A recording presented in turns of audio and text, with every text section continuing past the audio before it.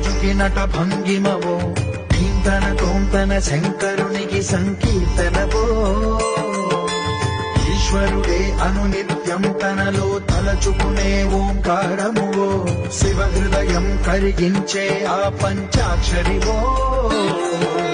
ఈ మదిలో